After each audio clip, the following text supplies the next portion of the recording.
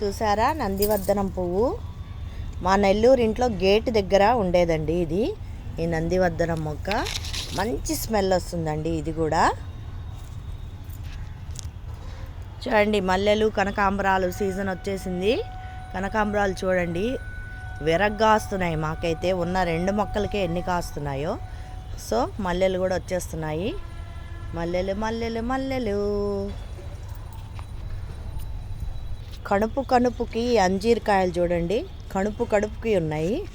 ఇంకా పండుతాయండి. కొద్దిగా ఎరువేసామనుకోండి బాగా పండుతాయి. కణుపుకి అంజీరకాయలు చూడండి. ఇదేంటనుకుంటున్నారు? వేసినాక చెక్క అండి, ఎక్స్ట్రాక్ట్, ఆయిల్ తీయంగా ఉన్న ఎక్స్ట్రాక్ట్ అనమాట.